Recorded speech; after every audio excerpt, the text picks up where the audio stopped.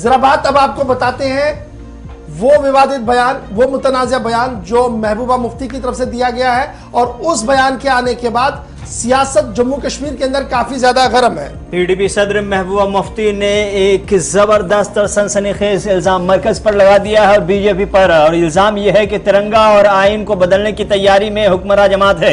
यानी बीजेपी की तैयारी है कि एक दिन तिरंगा को बदलकर भगवा लहरा दिया जाए और आइन हिंद को बदल करके आरएसएस और भाजपा के आइन को ला दिया जाए। तो इस तरह की तैयारी का इल्जाम बाज़ाब्ता तौर पर पीडीपी सदर महबूबा मुफ्ती ने लगाई है, और साथ ही साथ उन्होंने ये कहा कि हिंदुस्तान में अक़लियतों पर जो जुल्म होता है, जो मज़ालिम होते हैं, उनका जो कत्ल होता है, उनकी जो हलाकत होती है, इसका सीधा फायदा बीजेपी को होता है, और बीजेपी के लिए अक़लियतों को निशाना बनाना सूदमंद साबित होता है। साथ ही साथ पीडीपी सदर महबूबा मुफ्ती ने यह भी कहा कि मौजूदा सरकार, मौजूदा हुकूमत और हुक्मरान जमात अपनी ही आवाम के खिलाफ जंग शुरू कर चुकी है, लेकिन उन्हें बताना चाहती हूं कि ऐसा दुनिया में कोई भी मुल्क नहीं है जो अपनी आवाम के खिलाफ जंग जीत ले।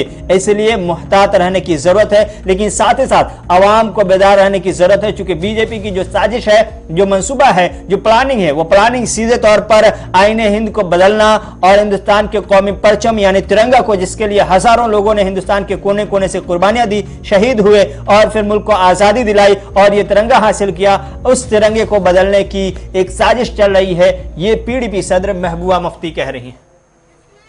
हम अपने मुल्क के लोगों से मुफ्ती साहब चाहे कोई भी मुल्क कितना भी ताकतवर हो, आप अपने लोगों के साथ जंग कभी नहीं जीत सकते। अगर ऐसा होता तो अमेरिका वियतनाम से बाहर नहीं निकलता, अगर ऐसा होता तो पाकिस्तान से बांग्लादेश अलग नहीं होता। इसलिए हम अपने मुल्क के लोगों से कहना चाहते हैं कि जो बीजेपी जिसने हमारा आईन 2019 में खत्म किया, आने वाले वक्त में जो इस मुल्क का आईन है ये उसको भी खत्म करेगी। इन्होंने हमारा झंडा खत्म किया, आने वाले वक्त में वो तिरंगा जिसके लिए यहाँ के लोगों ने, जिसके लिए पूरे मुल्क के लोगों ने खून बहाया है, ये उस झंडे को भी तब्दील करके भगवा झंडा बनाएंगे।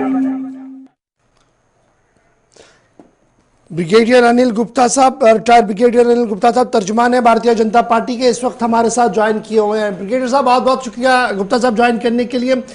ये जो बयान रात देर गए से गश्त कर रहा है, इस पर आपका पहला रिएक्शन भारतीय जनता पार्टी की तरफ से किस तरीके से आप देख रहे हैं, क्योंकि बैक टू बैक कई इल्जामात बीजेपी की लीडरशिप पर और बीजेपी की पॉलिसी पर लगाते हुए महबूबा मुफ्ती नजर आ रही है। देखिए गौर साहब, शुक्रिया मुझे बुलाने के लिए, लेकिन मैं ये साफ कर दूं कि महबूबा मुफ्ती बेतुके बयान दे रही है, क्योंकि वो अपनी पार्टी तो उसकी बिखर चुकी है, वो लोगों का कॉन्फिडेंस खो चुकी है, पर फिर भी वो न्यूज में रहना चाहती है। कभी वो भारत जोड़ो यात्रा के साथ मिलना चाहती है, जो असल में खानदान जोड़ो यात्रा है। ये वही महबूबा मुफ्ती है जिस कहा था कि तिरंगा उठाने वाला कोई कश्मीर में नहीं रहेगा, और आज वही तिरंगा को उठा के ये भारत जोड़ो यात्रा में जा रही है। ये वही महबूबा मुफ्ती है जिसने जेल से आने के बाद कहा था कि मैं तब तक तिरंगा नहीं उठाऊंगी जब तक कि हमारा रियासत का झंडा रिस्टोर नहीं किया जाएगा। तो ऐसे बेतुके और झूठे बयानबाजी करना और मौका प्रस्ती करना ये महबूबा मुफ्ती का काम है। जहां तक इसने भारतीय जनता पार्टी पे इल्जाम लगाए हैं, शायद महबूबा मुफ्ती नहीं जानती कि ये जो इंडियन कॉन्स्टिट्यूशन है इसके अभी तक 105 अमेंडमेंट हुए हैं। 90 से ज्यादा अमेंडमेंट इनके नए जो साथी हैं भारत जोड़ो यात्रा में जिनके साथ ये जुड़ रही हैं कांग्रेस के वक्त पे हुए हैं जी, और सिर्फ 5 अमेंडमेंट जो है वो नरेंद्र मोदी गवर्नमेंट के दौरान हुए हैं पिछले 8 साल में, 9 साल के अंदर। और जो पहली सबसे अमेंडमेंट थी भारत के आइन की, जो जवाहरलाल नेहरू ने की थी, उसमें फ्रीडम ऑफ स्पीच को रिस्ट्रिक्ट किया गया था। 24th अमेंडमेंट जो इंदिरा गांधी ने की थी, उसमें फंडामेंटल राइट्स को कम किया गया था। और 42nd अमेंडमेंट जो भी इंदिरा गांधी ने की थी, वो सब जानते हैं उसमें क्या क्या किया गया था। तो आइन के साथ छेड़छाड़ करना भारतीय जनता पार्टी का काम नहीं है, ये कांग्रेस करती रही है। भारतीय जनता पार्टी ने तो जो आइन के साथ छेड़छाड़ करके जो कुछ किया, उसमें क्या किया, इकोनॉमिकली वीकर सेक्शन के लिए अमेंडमेंट की कि उनको रिजर्वेशन देनी चाहिए, उनको भी एंटाइटलमेंट देनी चाहिए। शेड्यूल ट्राइब का कोटा बढ़ाया और 370 को हटाया। इस प्रकार के आयन में अमेंडमेंट जो है वो भारतीय जनता पार्टी सरकार ने किया है, जो कि राष्ट्र हित में है, ना कि इंडिविजुअल के हित के अंदर या पार्टी के हित के लिए। तो ये सारी चीजें महबूबा मुफ्ती को मालूम है, लेकिन ये अनजान बनती है और इस प्रकार के बयानबाजी देकर ये सोचती है कि शायद लोग इसके साथ मिल जाएंगे। ब्रिगेडियर साहब, बड़ा इंपॉर्टेंट ये है कि ये भी कहा गया कि जिस तरीके का अकलियतों के ऊपर, माइनॉरिटीज के ऊपर माहौल बनाया जा रहा है, इसका डायरेक्टली फायदा बीजेपी को है, क्योंकि इसको वो बुन रही है अपने तरीके से और देश को गुमराह किया जा रहा है सिक्योरिटी के नाम पर। देखिए, हर किसी मौके को एक ये फिरका परस्ती एंगल देना, ये महबूबा मुफ्ती की आदत है। जैसे ही वीडीसी को रेज करने की बात आई तो उसने कहा कि इनको क्यों उठाया जा रहा है, इनको क्यों दोबारा कर दिए, एक मजहब के लोगों को वीडीसी बनाया जा रहा है।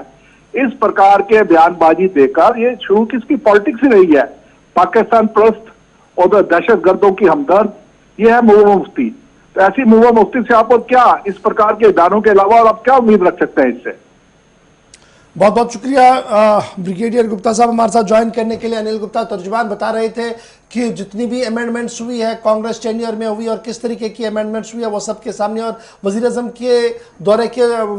के टेन्योर के दौरान या बीजेपी के टेन्योर के दौरान जो अमेंडमेंट्स की गई वो अक़लियतों और कमज़ोर लोगों के तहफ़्फ़ुज़ को यकीनी बनाने के लिए की गई। और जिस तरीके से बयानात महबूबा मुफ्ती के पहले आए थे तिरंगे को लेकर, आने वाले दिनों में उसी तिरंगा यात्रा का हिस्सा बनने जा रही है महबूबा मुफ्ती। जवाब, इल्ज़ाम दर इल्ज़ाम और जवाब दर जवाब, वापस पलटवार भी बीजेपी की तरफ से।